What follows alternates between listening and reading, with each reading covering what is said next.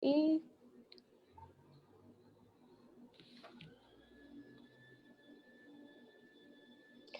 ya estamos transmitiendo directamente en Facebook. Alejandro, qué gusto que estás aquí con nosotros. Lo estamos estrenando y literal salidito del horno. De hecho, ahorita ya se está moviendo porque lo estamos distribuyendo por todas partes. Este maravilloso libro que se llama Con la vida en un bolso.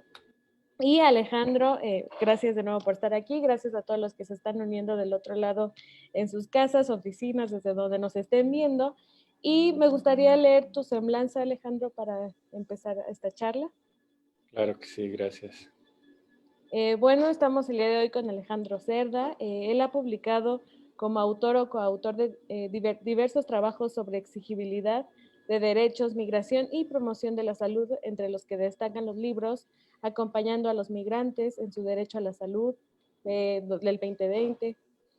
Se hace camino al narrar, intervención psicosocial con padres de niños que viven con un corazón distinto, 2018, Mirar las fronteras desde el sur, 2016, Imaginando zapatismo, multiculturalidad y autonomía indígena en Chiapas desde un municipio autónomo, 2011, y Promoción de la salud y poder. Reformulaciones desde el cuerpo, territorio y la exigibilidad de derechos, 2010, y actualmente es profesor investigador titular en el Departamento de Educación y Comunicación de la División de Ciencias Sociales en la UAM Xochimilco y es miembro del Sistema Nacional de Investigadores. Alejandro, muchas gracias de nuevo por estar aquí con nosotros. Y solo para comenzar, me gustaría también leer una breve frase que tienes aquí al inicio del libro que me parece estupenda, que es, ¿y usted qué llevaría consigo si tuviera que poner todas sus pertenencias en un solo bolso para emprender un viaje internacional que no sabe cuándo terminará y si tendrá regreso? Alejandro, cuéntanos todo sobre este maravilloso libro, por favor. Sí, claro que sí, Monse. Buenas tardes a todas las personas que nos acompañan el día de hoy. Pues es un gusto llegar a este punto de que se haya aceptado la publicación de este libro gracias a Editorial Terracota y también pues a nuestra casa de estudios, la UAM Xochimilco, específicamente a el director del comité editorial, David Benítez, a Miguel Ángel Hinojosa en la sección editorial de la División de Sociales, y también es un libro que pasó por el Comité de Mundos Rurales, así que muchas gracias también a la maestra Olivia Acuña, que de alguna manera hacen posible que este libro aquí se esté presentando. Y pues simplemente contarles que esta frase que se retoma en este momento de usted qué llevaría si tuviera que cargar con toda su vida en un pequeño bolso, pues se fue colocando en el centro de este libro, por eso lleva ese nombre, porque observábamos de manera reiterada que las personas migrantes con las que estábamos intercambiando, y ahorita voy a desglosar un poco más quiénes son estas personas, sus perfiles, en qué momento del periplo migratorio están ubicadas, pero lo que veíamos de manera reiterada es que muchos de ellos remitían a su bolsa, ¿no? A su pequeña mochila, a algo que habían tenido que tomar de su casa, de su país, para salirse, sabiendo que no iban a poder cargar con gran cosa y que había que meter ahí algo imprescindible para el viaje. Y también nos encontrábamos a migrantes retornados o deportados de Estados Unidos que te comentaban, bueno, pues yo había salido a hacer las compras el domingo o había salido a hacer otro pendiente, y fue en ese momento en el que pues me apresan, me detienen y soy deportado, y con lo único que puedo llegar a México pues es con una pequeña bolsa que ahí me obsequiaron con mis pocas pertenencias que traía en ese momento, ¿no? Y esta serie de imágenes pues nos hacían pensar en precisamente cómo para muchos migrantes su trayectoria migratoria con todas las dificultades que implica pues termina teniendo o significando pues volver de un viaje, de una de un proyecto, con una serie de aventuras, de aprendizajes, a veces obteniendo recursos, a veces sin obtenerlos, a veces obteniendo enfermedades, obteniendo accidentes de trabajo, a veces quedándose en el camino, etcétera, y que todo eso se resumía o podría de alguna manera ser parte de ese bolso de muchos migrantes, ¿no? Y que este es pues el tema central de este libro, porque además hay que decirlo, la migración de la que estamos hablando aquí, pues es un proceso, es una decisión de migrar que, que tiene que ver con una serie de factores, de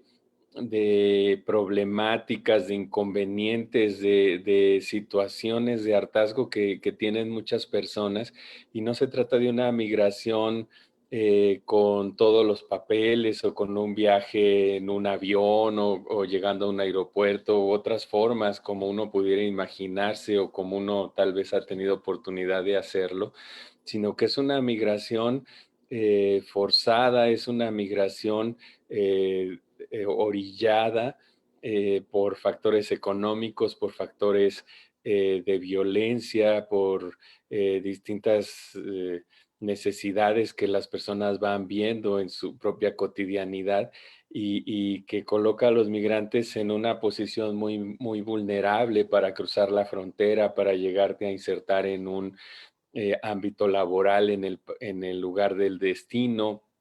para contar con derechos de salud o con acceso a servicios de salud en el lugar de llegada, incluso y paradójicamente para contar con este tipo de derechos y de servicios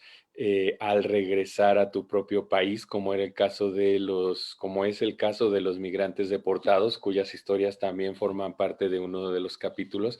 que regresaban a México a veces sin tener una credencial de lector, sin tener un acta de nacimiento o sin que se les hicieran válidas los papeles con los que ellos viajaban al retornar de manera forzada, ¿no? Bueno, de este tipo de problemáticas y de este tipo de historias es lo que los lectores van a encontrar en este libro que esperamos que sea de mucho agrado y que sea ilustrativo y que sea informativo para ustedes. Ujú. Muchas gracias, Alejandro. Y qué importante es lo que dices y qué importante el momento en el que sale este libro, porque a veces también somos conscientes, o no sé qué tanto somos conscientes, pero de la migración hacia el norte, pero también qué pasa de la migración hacia el sur, ¿no? Más bien los que entran, los que salen, pero y tú lo abordas un poco en el libro. ¿Podrías comentarnos de qué manera está estructurado el libro y pues este tipo de aristas que también son importantes mencionarlo, ¿no? No solamente hay migración hacia Estados Unidos, ¿no? Por ejemplo. Exacto. Este es uno de los enfoques que podemos decir que son, pues, ilustrativos, originales o no sé si qué tan novedosos, pero que pueden ser de interés para un posible lector, que es el pensar de manera conjunta, de manera amplia los procesos migratorios, no solamente como tú bien lo dices, quién se va de México hacia Estados Unidos, sino pensando que todo nuestro país es hoy en día uno de los corredores migratorios más importantes del mundo. Tal vez solamente superado por la cantidad de personas que migran hacia la Unión Europea actualmente. Sin embargo, México, como digo, se ha convertido en un corredor migratorio, no solamente de personas centroamericanas, sino también latinoamericanas, también africanas y también asiáticas, que buscan llegar a esta zona de nuestro continente para luego acceder a los Estados Unidos. Y lo que buscamos con este trabajo y con otros que también invito al público a leerlos, aunque no hayan sido publicados por Terracota, pero sí por la UAM Xochimilco, que se mencionaron en la introducción y que son un libro que se llama Mirar las fronteras desde el sur y otro libro que está por salir que se llama Acompañando a los migrantes en su derecho a la salud, porque estos tres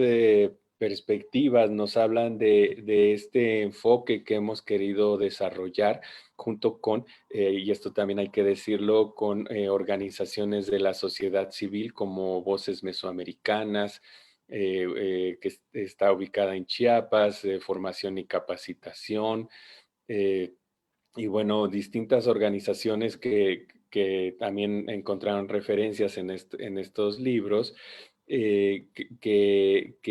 precisamente vienen haciendo una labor muy importante de acompañamiento a los migrantes. Entonces, como trataba de explicar, el libro busca dar una panorámica amplia y poner a dialogar aquello que está sucediendo en la frontera norte de México, en la frontera sur de Estados Unidos y también aquello que está sucediendo en el sur de México y concretamente en la frontera de Chiapas con Guatemala y aquello que estamos viendo también que sucede en estos países centroamericanos que no son los únicos, como se dice, pero que están participando de manera muy directa y de manera muy amplia en los procesos migratorios, las personas que vienen de estos países, ¿sí? Entonces, el libro trata de hacer ese análisis conjunto, de dar una mirada panorámica de qué significa pensar la migración desde este contexto nacional mexicano y desde estos vínculos geográficos que tiene México. Ujú. Si habláramos un poco de la importancia de que este libro salga en este momento, pues también hay cuestiones muy relevantes porque, bueno, no solamente por si vamos del presente hacia atrás, pues bueno, por los recientes resultados electorales en Estados Unidos, ahí nosotros vamos a encontrar que ahora, bueno, hay resultados que favorecen a un candidato del Partido Demócrata y que esto, pues, para los mexicanos significa por lo pronto pensar en que una figura de un presidente saliente, pues, que se había vuelto amenazante, beligerante respecto de los migrantes, no solamente mexicanos, sino de todo el mundo, pues que hay una expectativa de cambio y eso es importante cuando menos en el terreno de un giro en el discurso gubernamental en Estados Unidos. Sin embargo, también es importante no olvidar que muchas de estas problemáticas como la deportación, como la falta de derechos de los migrantes viviendo en Estados Unidos, y otra serie de problemas que también se narran en el libro, pues no son exclusivos de este periodo presidencial de Donald Trump, sino que tienen un antecedente mucho más largo y que también los gobiernos previos, emblemáticamente el de Obama, también continuaron con una política antiinmigrante, tal vez no de manera tan recrudecida o no de manera con un discurso tan hostil. Sin embargo, durante esos periodos previos también continuaron habiendo deportaciones y una serie de actos discriminatorios y una serie de instrumentos legales que continuaron vigentes que seguían excluyendo a los connacionales viviendo en Estados Unidos, ¿no? Entonces, bueno, es importante este libro en este contexto y también hablando ya de la realidad mexicana, pues es importante porque estamos en un sexenio que ha tenido un cambio, pues yo observaría dos cambios importantes en la política migratoria, ¿sí? Es decir, al inicio del presente sexenio, lo que nosotros pudimos ver fue un intento de garantizar hasta cierto modo los derechos de los migrantes, otorgando documentación para que los migrantes que ingresaban por la frontera sur de México pudieran entrar legalmente en el país y esto pues significó un cambio muy importante en relación al periodo anterior, al sexenio anterior y los previos, en el que la política había sido la negación de este tipo de documentos que sabemos que son importantes para evitar violaciones a derechos humanos, para ejercer tus derechos. Sin embargo, aunque ese momento fue importante y con sus limitaciones, pues fue un periodo muy corto. Fueron prácticamente algunas semanas en las que se comenzó a dar esa política de puertas abiertas a los migrantes y a las pocas semanas se volvieron a clausurar la entrega de ese tipo de documentos, sobre todo por una presión estadounidense, argumentando la seguridad nacional del país del norte. Y esto ha significado que por la vía de los hechos hayamos vuelto a la adopción en México de una política migratoria que es la vigente actualmente y de la que habla el libro, sobre todo en los capítulos 3 y 4,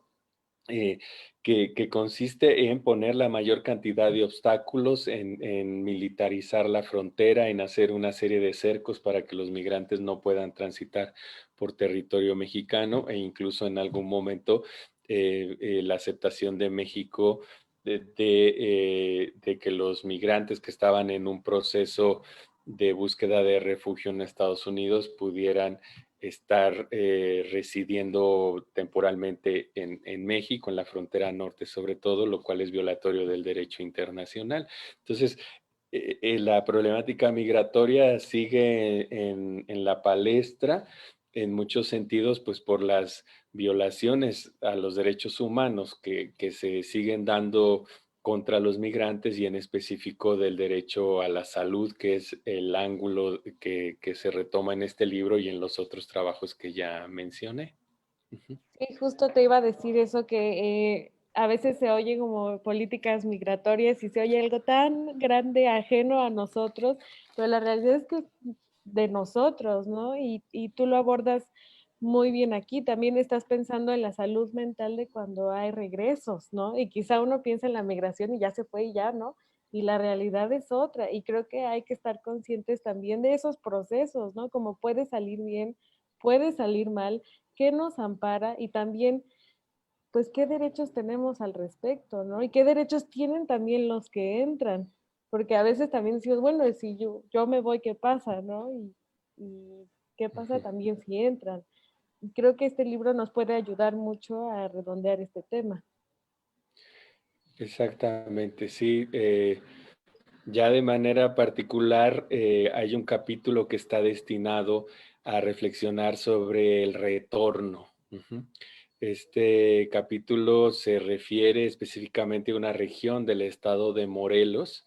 conocida como los Altos o la región oriente de Morelos, nororiente sería, que es una de las regiones con un antecedente migratorio importante, que bueno, con la dimensión que ha tomado este fenómeno en nuestro país, ya cuesta trabajo ubicar cuál es la región del país donde hay mayor número de migrantes. Sin embargo, bueno, aunque no es la de mayor migración, esta zona del estado de Morelos tiene un antecedente ya de varias generaciones de migración hacia Estados Unidos y a partir de la perspectiva de los mismos migrantes retornados, en este caso, pensando el retorno como una decisión, entre comillas, voluntaria, porque son muchos factores que te orillan a regresar, no es una decisión totalmente deseada, y ahí se puede ver en sus testimonios en el libro. Eh, pero bueno, en este capítulo se retoma la experiencia de migrantes que deciden volver a sus comunidades de origen, la mayoría de estrato rural, con una pertenencia de pueblos indígenas, concretamente en esa zona del Náhuatl, y es a este tipo de comunidades a las que retornan muchos de ellos y nos cuentan desde una perspectiva de la salud y específicamente de la salud mental, pues lo que implica el haber hecho este tipo de viajes, el haber perdido a compañeros en el camino, el haber encontrado huesos en el desierto de otras personas que transitaron por ahí y no pudieron cumplir su cometido, y otra serie de problemáticas, muchos de ellos con accidentes laborales, algunos de ellos con situaciones en las que se abusaba laboralmente o enfrentaban situaciones de discriminación al querer trabajar en Estados Unidos y que luego regresan a estos pueblos del estado de Morelos, y se dan cuenta que hay una serie de vínculos que ellos dejaron en pausa, que a ellos les interesaría retomar y una serie de formas de relación en su entorno comunitario que ya no es posible retomar porque las personas que quedaron esperando ahora tienen otras vidas, tienen otras perspectivas, los hijos crecieron, hay otras formas de organización local y que vemos ahí que si bien la migración obviamente puede traer una ganancia económica y continuamente vemos noticias de cómo están aumentando las remesas, etcétera. También la migración tiene costos humanos muy fuertes y tiene caminos sin retorno en el sentido de la dificultad de retomar muchos de los vínculos y de las dinámicas que los migrantes dejaron antes de salir, ¿no? Y de todo esto, pues es a lo que se refiere uno de los capítulos que podrán encontrar en el libro que borda en torno al retorno. Ujú. Y asociado a esto hay también otro capítulo que se refiere a la deportación. Ujú. Es decir, cuando esa vuelta de los migrantes a México se hace ya a través de una autoridad que los apresa al estar en Estados Unidos y ellos son conducidos ya de manera, digamos, bajo la custodia de la autoridad a nuestro país. Ujú. Las dos organizaciones que participan en esto, que es la Organización Deportados Unidos en la Lucha y la organización New Comienzos, pues surgen precisamente con esta perspectiva de organizar y de conjuntar a los migrantes en una situación de deportación directamente en la Ciudad de México. Estas organizaciones surgen cuando las deportaciones masivas se hacían a través de un avión que llegaba al aeropuerto de la Ciudad de México una vez a la semana, donde precisamente las organizaciones iban y, entre otras cosas, orientaban de cómo retomar sus vínculos en México, hacían llamadas telefónicas, les obsequiaban mochilas, porque los migrantes decían que para ellos era muy denigrante llegar precisamente con tus pertenencias en un bolso. Y bueno, estas organizaciones han buscado espacios para la reinserción laboral en México, para la obtención de papeles al ser deportado, para buscar alternativas de empleo, de proyectos productivos, etcétera. Bueno, ustedes pueden ver ahí las estrategias y propuestas que ellos han venido desarrollando bajo este principio de una recepción digna, de una llegada digna y que garantiza los derechos humanos de las personas que estén siendo deportadas, lo cual también es otra asignatura pendiente en nuestro país. Este tipo de estrategias, bueno, son desarrolladas por estas organizaciones, aunque aquí también el contexto se ha modificado de manera sustancial porque ya en los últimos años las deportaciones que se siguen haciendo y que ahí hay datos numéricos de la magnitud de esta problemática, ahora se hacen en los llamados puntos de internamiento que están distribuidos como una especie de collar o de cadena a lo largo de la frontera norte. Y en esos puntos hay investigaciones importantes sobre ello. En esos lugares se están creando nuevos asentamientos como una especie de nuevas ciudades, pero con un paisaje desolador de personas que llegan a la frontera norte y ya no pueden acceder a Estados Unidos y personas que están siendo deportadas de los Estados Unidos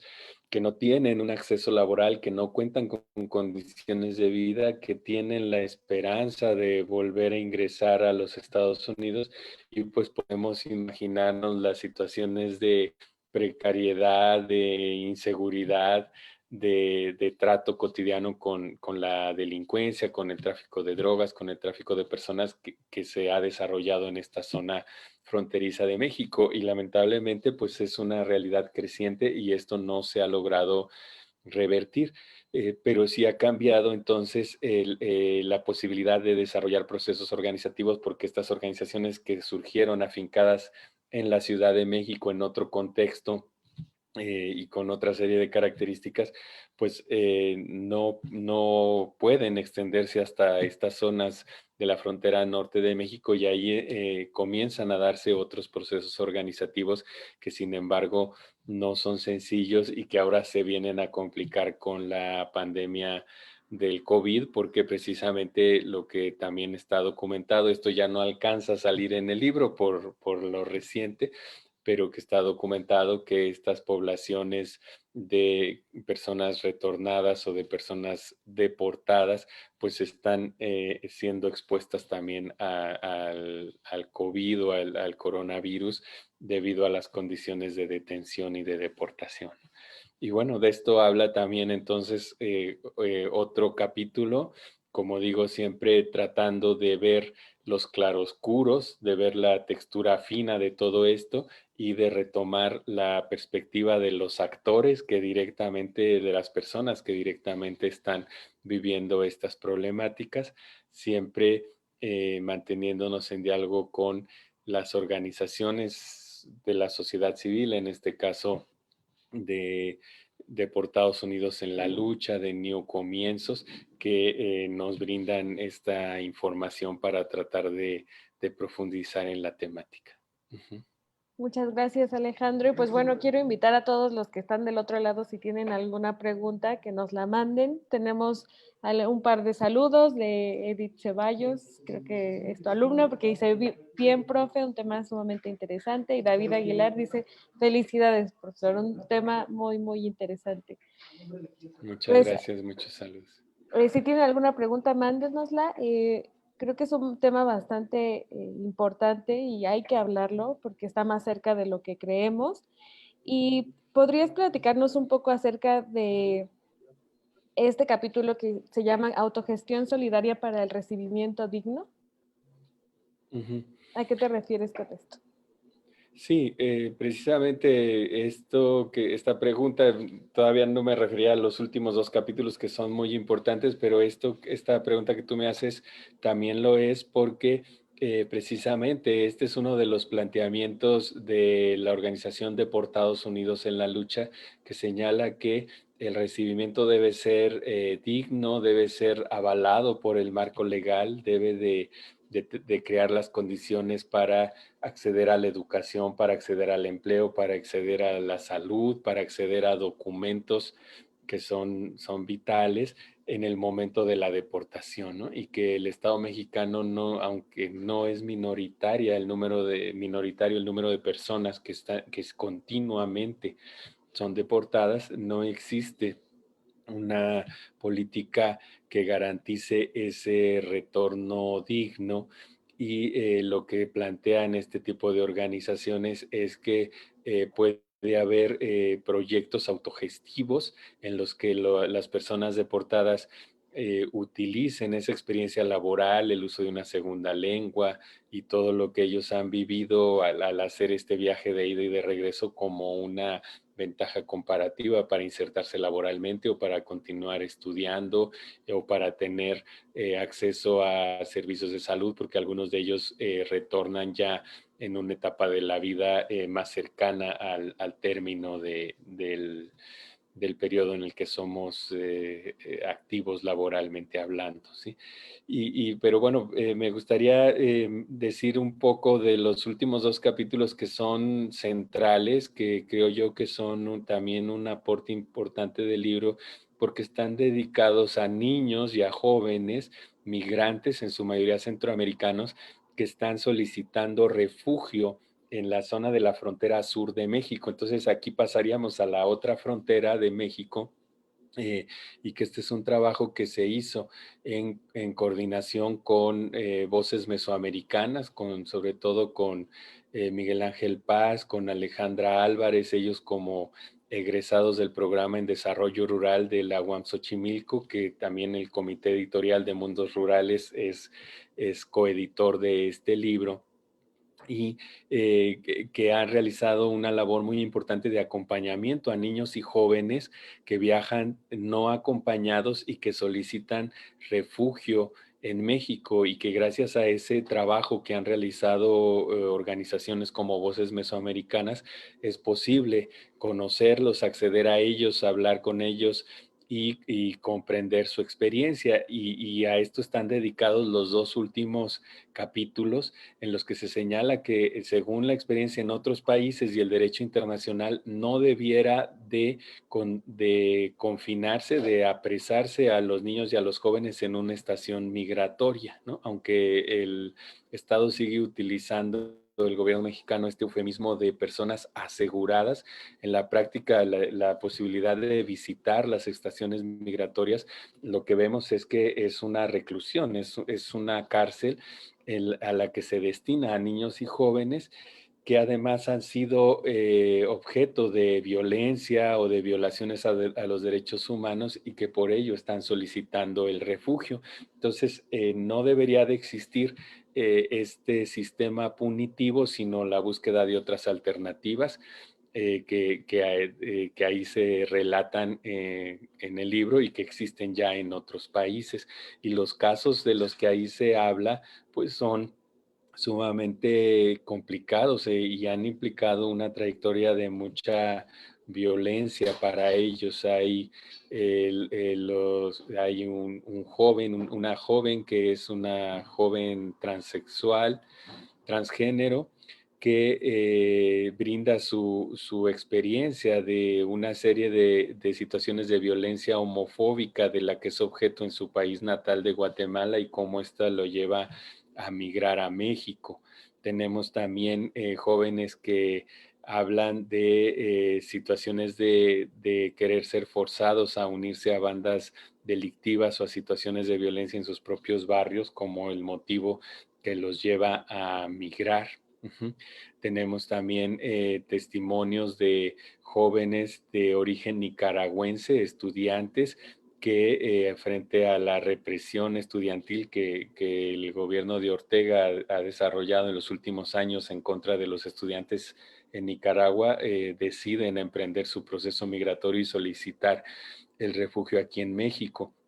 Y tenemos también situaciones de jóvenes que a la edad de 12 o 14 años terminan asumiendo el rol de ser proveedores de sus propias familias, de tener que alimentar, trabajar para conseguir dinero para el grupo familiar y que esto los inclina, los orilla a emprender un proceso migratorio y que precisamente cuando van pasando por el estado de Chiapas son asegurados o capturados por las autoridades migratorias mexicanas conducidas a estas estaciones y que luego tras una intervención de las organizaciones de la sociedad civil como las que ya mencioné, pues ellos se dan cuenta de que existe, que cuentan con el derecho de solicitar refugio, lo hacen y que esto les permite entonces ir pensando de otras alternativas para ese viaje migratorio. Entonces, es una problemática dura, complicada y sobre todo si la vemos desde los relatos de los mismos jóvenes que viven todo esto, hombres y mujeres, y que sin embargo, bueno, también es esperanzadora en el sentido de que esto se pueda visibilizar y que pueda potenciarse la acción en el campo de los derechos humanos que se les puede brindar, las alternativas en el campo de los derechos humanos que se le pueden brindar a estos niños y a estos jóvenes. Esta es la segunda parte del libro, ubicada geográficamente en la frontera sur de México, que creo que valdría mucho la pena que ustedes como lectores la pudieran conocer, ¿no? Bueno, pues este es el contenido del libro que, como digo, es parte de un proyecto de investigación mucho más amplio en el que también hemos tenido la colaboración de la doctora Cristina Kovic de la Universidad de Houston Clear Lake y también en una etapa previa de la doctora Cecilia Rivas de la Universidad de California en Santa Cruz. Entonces es un proyecto que busca establecer un diálogo internacional y que las problemáticas migratorias puedan entenderse de manera conjunta porque pensamos que hay problemáticas estructurales que son la base de muchos de los problemas que estamos viendo, que afectan a personas de manera diferenciada y en distintos momentos de su trayectoria migratoria, pero que esta diversidad de problemas que hoy observamos tiene coincidencias en los factores o problemáticas estructurales que hoy en día siguen haciendo que el proceso migratorio sea muy amplio, sea inaplacable, sea prácticamente un flujo permanente de personas, ¿no? Se calcula más de 20 millones de mexicanos viviendo en Estados Unidos y más de 600,000 personas que cruzan anualmente la frontera del sur de México, pensando en llegar a los Estados Unidos. Es una problemática que nos atañe como mexicanos y que en los próximos meses o años también tal vez estaremos viendo nuevos matices o nuevas situaciones si es que puede haber cambios en la política migratoria de los Estados Unidos, ¿no? Que realmente lo vemos con escepticismo porque aunque hay una alternancia de partidos, lo que está en el fondo de la política migratoria estadounidense es la búsqueda de la utilidad de la economía mexicana y de subordinar a México como un país que puede hacer ese trabajo sucio de ahuyentar o detener o reprimir a los migrantes antes de que lleguen al territorio estadounidense, ¿no? Y por otro lado, pues como si hay un beneficio permanente de múltiples sectores de la economía estadounidense, muchos de ellos eh, relacionados con los cultivos en el campo, con la prestación de servicios, con otra serie de trabajos que los mismos estadounidenses no están totalmente dispuestos a realizar y que es este contingente de población mexicana y de otros países que la lleva a cabo y que les ofrece la posibilidad de pagarlo de una manera mucho más barata y sin las prestaciones sociales que corresponden, ¿no? Estos factores hacen que la problemática migratoria siga siendo un motivo de preocupación para todos nosotros como mexicanos y una problemática de la que se está hablando, que se continúa hablando de manera global y que seguramente seguirá en la atención pública durante los siguientes años. Alejandro, justo mi pregunta es sobre lo que estás platicando ahorita. ¿Cómo fue la concepción del libro a partir de tantos temas, de tantas preocupaciones? ¿Cómo fue tu selección y tu proceso al momento de seleccionar los casos que querías plasmar y aquellos que no? Porque supongo que se quedaron fuera muchos, pero bueno, tú lo seleccionaste de forma pues bastante puntual, ¿no? Como por alguna razón. Cuéntanos, pues. Sí, a nosotros lo que nos interesa en el libro es, primero que nada,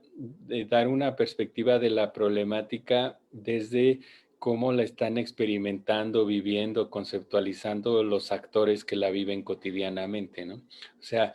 continuamente hacemos alusión a información sociodemográfica, al marco legal que rige, a las decisiones en el ámbito de las políticas públicas, como ese gran contexto en el que se ubican los sujetos, pero al mismo tiempo uno de los énfasis del libro es rescatar la perspectiva de los propios actores desde su cotidianidad, desde su historia de vida, desde su relato de su experiencia migratoria, porque pensamos que es ahí donde tenemos un prisma muy importante para entender procesos nacionales, procesos internacionales que les están afectando, ¿no? Y por otro lado, quisimos también enfatizar la perspectiva de los derechos humanos y concretamente del derecho a la salud. O sea, nos interesaba que poner a dialogar todas estas formas de experimentar o de vivir hoy en día la migración desde una lógica de violación a los derechos humanos y también desde una lógica de alternativas o de reivindicaciones de esos derechos y bueno, por eso también el giro o el sello que tiene este libro de ser un resultado colaborativo con organizaciones de la sociedad civil, lo cual es muy fructífero, como se podrá ver en esas páginas, pero también hay que decirlo, a veces no resulta tan sencillo porque las instituciones académicas tienen su propia lógica, hay que ubicar quién es el autor de un texto, hay que publicarlo con ciertas características, a veces quien va realmente a leer el texto por el lenguaje que se usa, pues es también un público restringido. Sin embargo, las organizaciones de la sociedad civil tienen un objetivo muy claro, que es acompañar a los migrantes en sus derechos, hacer monitoreo, documentar violaciones a los derechos humanos, reconocer en el campo, in situ, qué es lo que está sucediendo, y estas lógicas a veces no son tan fácilmente acopladas o compaginables. Sin embargo, creemos que sigue valiendo la pena hacer esto porque quienes están en la primera lucha en el primer frente de batalla, pues son todas estas organizaciones que durante décadas han apoyado a los migrantes, que buscan sus cuerpos perdidos en el desierto, que tratan de establecer vínculos con los familiares, etcétera. Están en la primera línea de lucha y sin embargo a veces también les puede servir una reflexión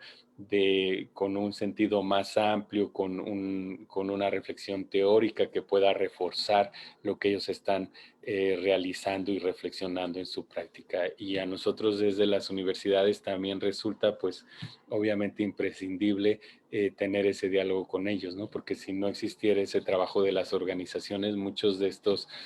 análisis o de estos planteamientos que nosotros hacemos, pues prácticamente serían imposibles de realizar, porque se requiere un antecedente de trabajo, se requiere un acompañamiento de muchos años para poder acceder de manera directa a estas problemáticas, ¿no? Entonces pensamos que aunque sigue habiendo tensiones y puede haber malos entendidos o puede haber ciertas discrepancias o disputas en este tipo de trabajos, también apostamos a que puede ser muy útil el hacer este tipo de alianzas, que a final de cuentas las universidades pues no son los lugares donde se produce un conocimiento crítico, ese conocimiento crítico de lo que nos pasa actualmente como sociedad y como mundo, pues se produce en los mismos actores sociales que están viendo su realidad y que están insatisfechos y que están cuestionando lo que ahí sucede, ¿no? Y no, las universidades tenemos que salir de esas cuatro paredes, de esas aulas, de esos proyectos y revistas de investigación para entrar en diálogo con estas problemáticas y con los actores que están buscando una transformación, ¿no? Y es en ese diálogo que se puede volver fructífera un trabajo como este que está tratado de expresar en el libro que ustedes ahora al cual van a acceder en estos próximos días o semanas. Sí, sí, ya se está distribuyendo y también lo van a tener en formato ebook para que ahora sí no haya pretexto. Creo que hay que hacer muchísima conciencia. Y en este tema, bueno, yo lo he leído un poco y la realidad es que está bastante entendible, el lenguaje es bastante fluido y también uno entiende las cifras, ¿no? Que a veces nos encontramos con libros que tienen números y no te explican y creo que está bastante claro. Eh, ¿Tú lo escribiste con esta intención de que todo el mundo tenga acceso a esta información? Sí, es un libro que busca, por un lado, tener una rigurosidad en la fundamentación, en las fuentes a las que se recurre y hacer un aporte en un sentido teórico, ¿no? ¿Qué investigadores o qué autores están pensando hoy en los procesos migratorios y en las temáticas del acceso al derecho a la salud, en cómo conceptualizar la migración hoy en día? Tiene una reflexión en ese sentido que puede ser de utilidad para alguien que está en formación en las ciencias sociales, en el campo de la salud, atendiendo clínicamente a migrantes, puede ser una obra de mucha utilidad. Y al mismo tiempo tiene un sentido, o sea, un lenguaje accesible, un lenguaje no especializado que no se requiere ser universitario o sociólogo o lo que sea para poder comprender lo que ahí se plantea, ¿no? De hecho, bueno, la migración es un proceso que nos atraviesa a todos y si pudiéramos aquí a preguntar al público que nos acompaña o en un salón de clases o en un determinado auditorio, quienes tenemos algún familiar viviendo en Estados Unidos o quienes tenemos conocidos o personas que han hecho este tipo de trayectorias, pues nos vamos a encontrar que mínimamente la mitad o tal vez más tenemos un vínculo directo con la migración. Entonces el libro está pensado también en un sentido de abrir un diálogo, de que pueda leerlo cualquier persona con interés en este tema, sin que, como digo, sin que necesariamente sea un universitario o alguien con un interés profesional en este campo, ¿no? Es un libro para que puede leerlo cualquier persona y de ahí buscamos precisamente también pues este nombre, esta metáfora de con la vida en un bolso, ¿no? Que nos pudiera meter, vincular de alguna manera con lo que ahí se narra y que fuera una invitación a la lectura para todos ustedes. Muchas gracias, Alejandro. Y la verdad es que todos tenemos una historia, hasta migración de pueblos que se vienen a la ciudad y bueno, gran parte de la ciudad también está formado de familias con esas historias, ¿no? Entonces la migración no está tan lejana.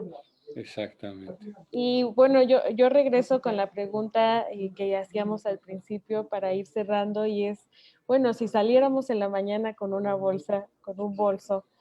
y de repente por algo ya no puedes regresar a casa,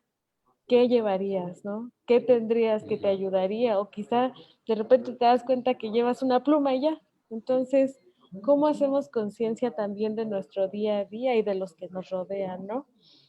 Alejandro, ¿te gustaría compartirnos alguna reflexión final con la que quieras dejar a nuestra audiencia? Algo que con lo que pensemos todo el día y digamos, voy a ir a comprar ese libro porque quiero ver un poco más sobre eso. Ujú. No, pues yo diría que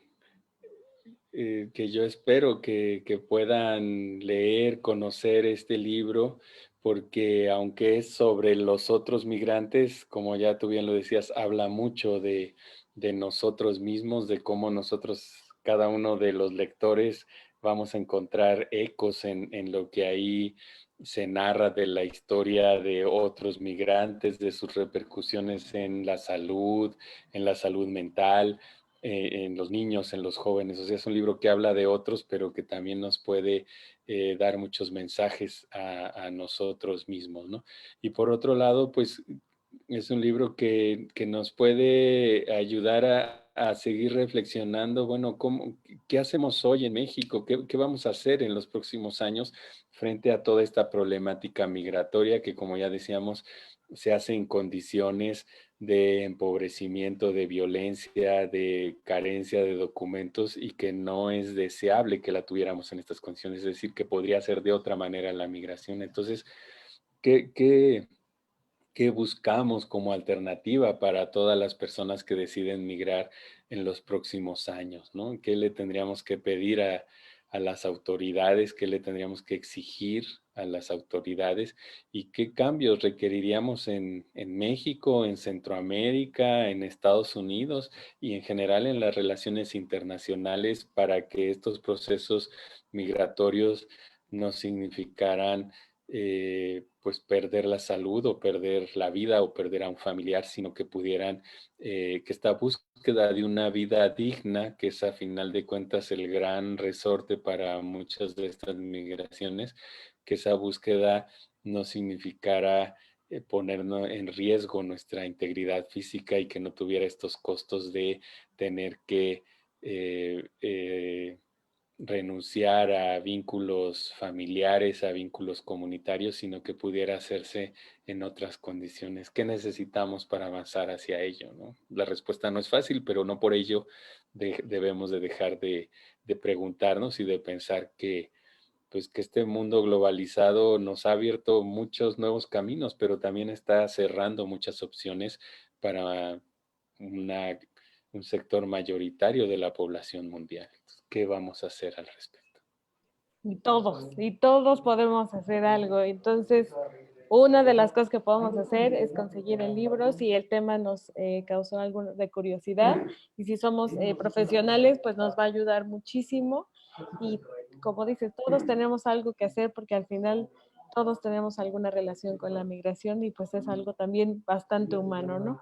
Ujú. Entonces, pues Alejandro, te agradezco mucho. Este video va a quedar grabado en las páginas de PAX y de Publicaciones UAM. Y bueno, agradecemos también a la UAM por pues la apertura de publicar estos temas. Para nosotros es un gusto y también va a quedar en YouTube. Y bueno, el libro lo pueden encontrar en librerías y lo pueden encontrar en ebook. Alejandro, muchísimas gracias, te mando un abrazo y sigamos platicando, que sea Igualmente. la primera de muchas pláticas porque hay que promover mucho este título. Así es. Muchas gracias por todo, la editorial Terracota, a ti, Monse, a todos los que están detrás de este libro, que a alguien le toca ahí poner su nombre en la portada, pero hay muchísimo trabajo, muchísimo esfuerzo de dictaminar, de revisar, de editar, de hacer como visibilidad, de distribuir. Así que muchas gracias a todos los que están en toda esa cadena de esfuerzos que se requieren para que un libro pueda salir, ¿no? Y confiamos en que pueda ser de mucha utilidad. Muchas gracias, Alejandro. Gracias a todos los que nos vieron y bueno, seguimos. Hasta luego. Hasta luego, un gusto.